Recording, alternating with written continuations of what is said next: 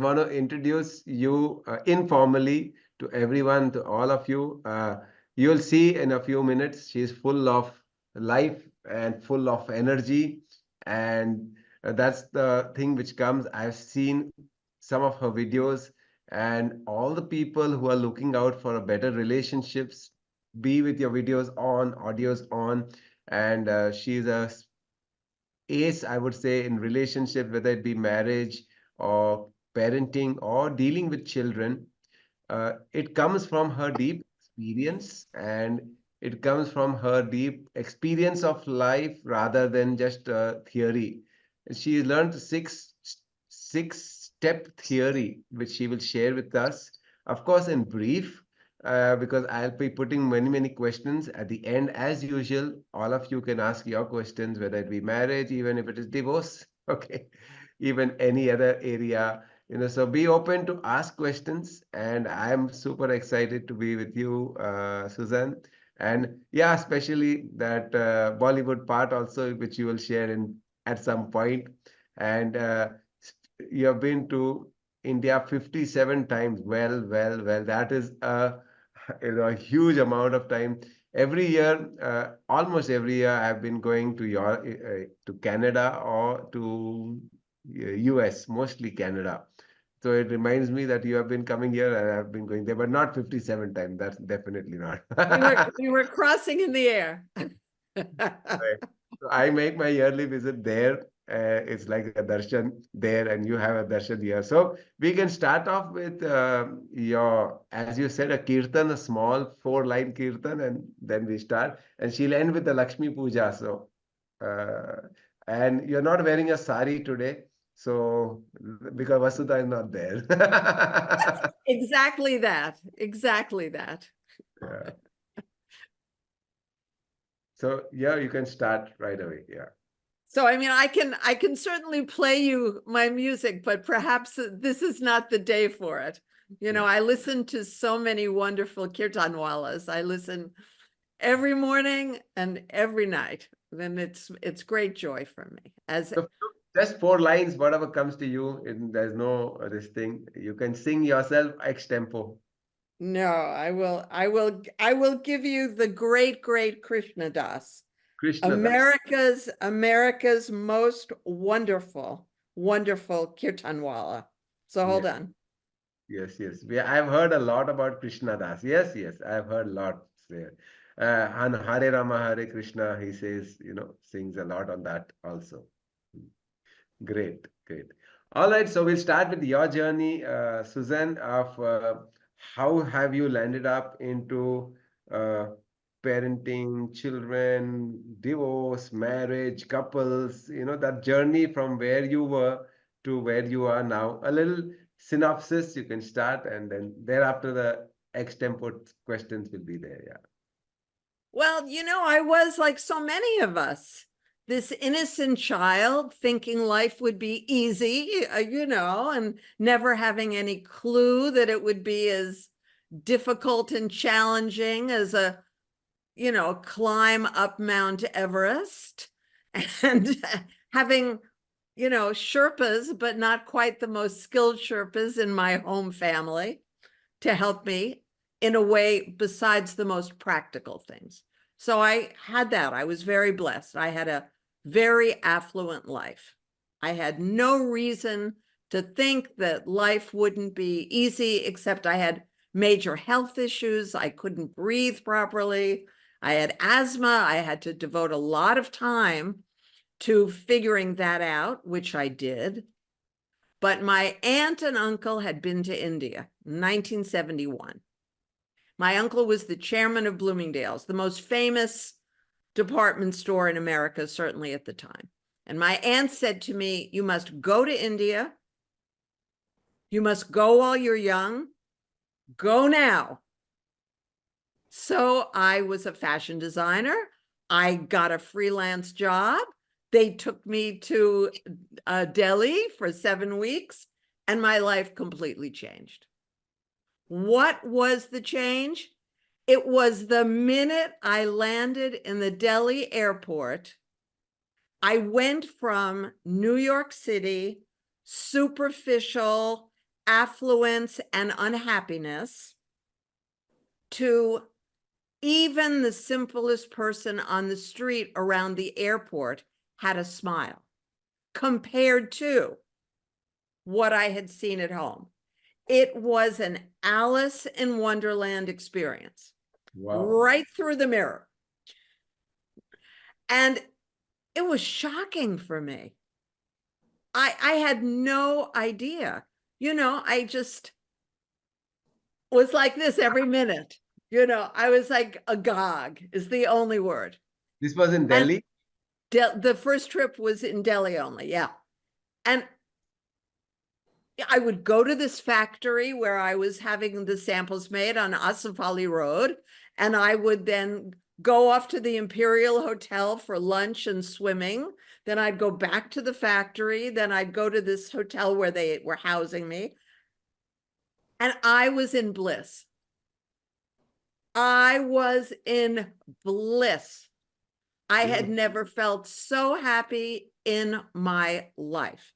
And I had had many experiences. I had been on the Grand Tour of Europe when I was 13. I had gone to a very prestigious school. I had gone to a very prominent college. All that, I could care less. Wow. None of it touched me even that much, right? I wouldn't give one paisa for what I had experienced that so many people in the world thought was thrilling, right? But for me, the minute my plane touched down, and when I left after that trip, when the plane took off, I cried. And I'm not a crying kind of person about some, small things. So I was like, wow, I guess I have to go back again. So in 1975, I got another freelance design project. And during that trip, I took my fiance. He started a business importing Tibetan turquoise jewelry, etc. Just the beads. And I said to myself, I bet I could make this into a big company. I bet I could. So I had a near-death experience at the Ashoka Hotel in New Delhi. I was alone. My fiance hadn't arrived. The client was off somewhere. And, I was luckily in a hotel and not just a house. But I went into the beginning of that white tunnel. And what surprised me, there I am in New Delhi, is Jesus was in the tunnel. Wow. I mean, there are many people I might have expected to see, deceased relatives or something, or just white light, the divine light. I didn't expect to see Jesus. I'm not a Christian.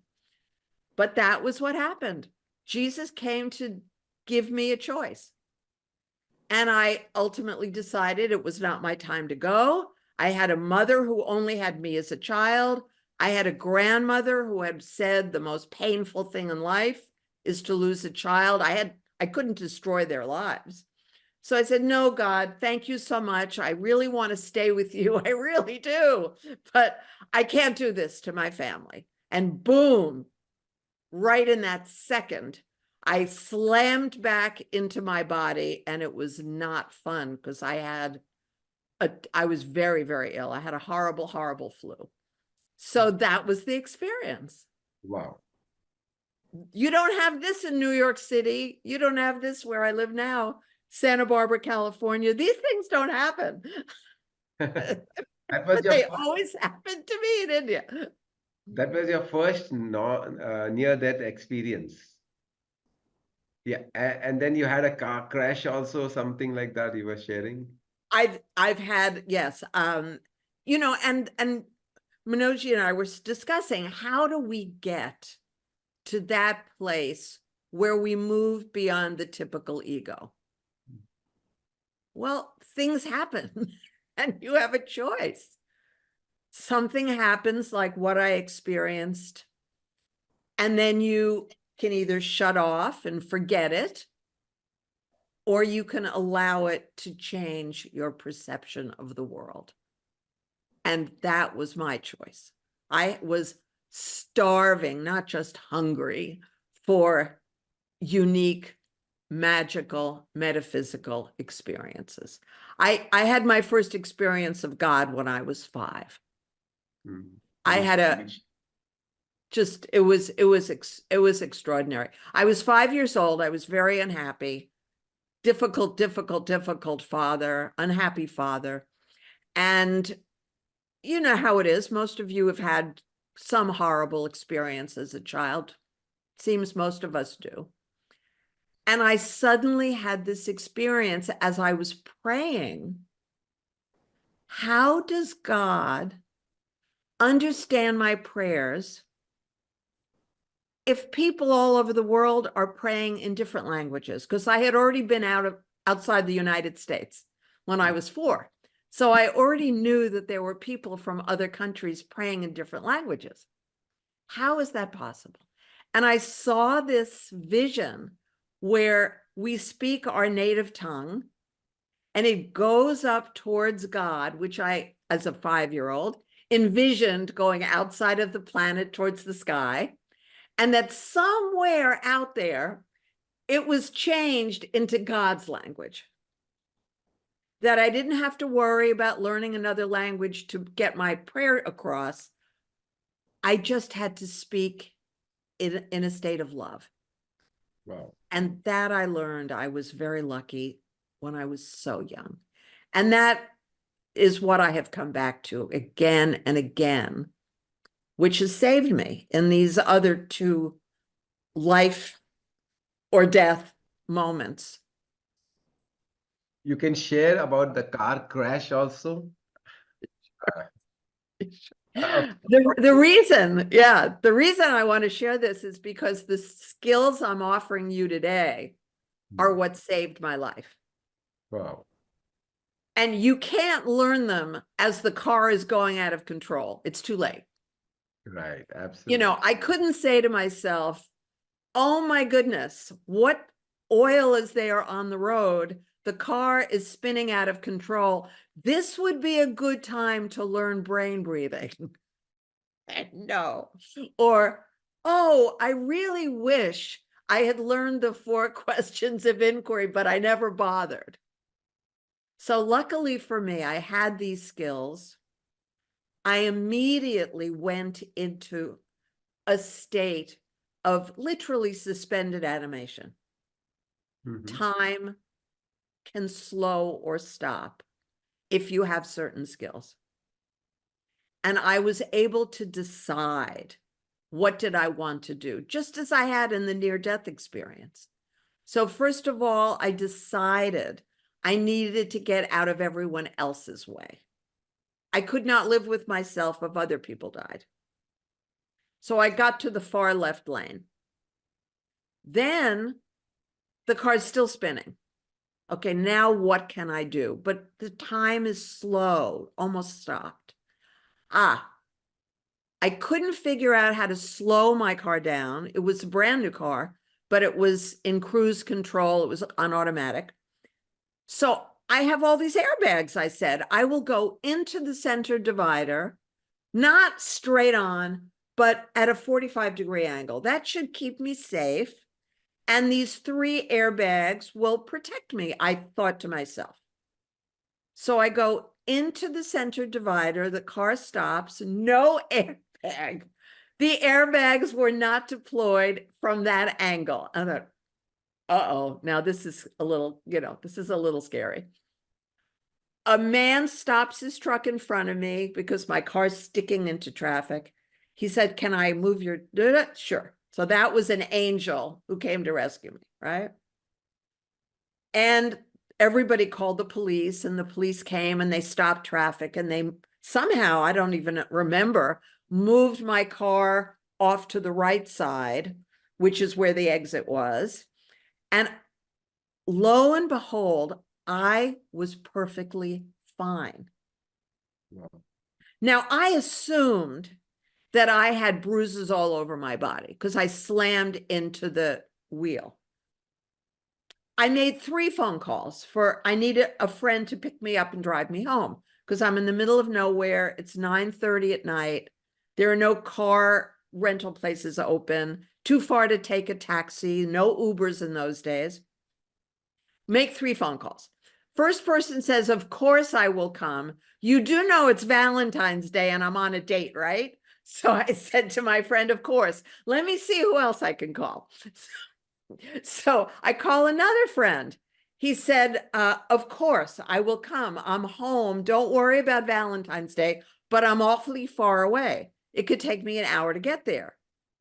Let me make another call. So I called the last person who was my boyfriend, whose car would take 15 minutes to get to me maximum because he lived right there. Of course, he was with his current girlfriend. And he said, of course, we will come. So here I am. I've survived death. My former boyfriend, who was a difficult person, stops what he's doing on his date, and he and his girlfriend come and pick me up. Wow. So what do I do in the back seat of his car? I'm giving them the relationship coaching support. They're having a fight with each other. So there I am. How many years back was this? This probably was maybe 2009, 2010, something like that. Oh. But I'm giving them relationship coaching from the back seat of the car. And then she was a nurse, so I was delighted she was there if I was going to die, or who knows what. So they asked, do you want to go to the hospital? I said, I feel fine. Let's go to my house. But when I got there, I said to this woman who I'd never met in my life, but she was a nurse, I said, would you come into the bathroom with me? I think I should check to see if I have terrible bruising. And then I said, you can decide if I need to go to the hospital. So here's a woman. She's now seeing me naked. She never met me in her life. So there were no bruises. Wow. She said, I don't understand. We saw the car. The car was entirely totaled. I said, it was a miracle. Time stopped. I was protected by a bubble of Shakti, life force. That's all I can say. Beautiful. That's what these skills did. And that's the one of the n amount of miracles you have gone through. One of many, exactly. Of the many, you can share a few more miracles which has happened, and especially that person of the pistol incident, gunshot one. You can share that one. Okay. So just to give you some quick background of that, I was invited to speak on a very famous television show in America at the time, Montel Williams. And it was a show about people who've survived domestic violence. And also I teach women how to avoid and survive domestic violence. So, the limousine picks me up at the airport with my uncles, and he takes me to my, their home, and we meet him for dinner. And the first thing my aunt says to me is, she said, I don't understand. Why are you invited to be on a show about domestic violence? We don't know anyone who's ever experienced domestic violence. So I said, She was in. well, actually, you do. Me. And she was disbelieving. She just couldn't imagine. I said, yeah, it happens. Doesn't matter what we look like. It doesn't matter what our background is. It can just be, it can be bad luck. It can be karma, or it can be, in my case, a man who was a brilliant doctor who was given 2 steroids by his medical doctor. He was allergic to them, and he literally went crazy. Bought a shotgun, picked a fight with me about nothing. And there was the gun. And it was, the shot was in the chamber, the safety was off, and it was 3 feet from my face. Wow. And again, I used the skills that I'm offering today. I calmed him down. But first, of course, always we calm ourselves down before saying a word. And it was as if it never happened. Now, of course, I very, very quickly left my home, took my dog, took my things, and never to return, and got a divorce. But in that moment, you know, the car's going out of control. The person in your living room is going out of control. Something is going out of control. The only possibility you have for survival is self-soothing and then soothing the other person if there's another person involved. Beautiful, beautifully articulated, Susan.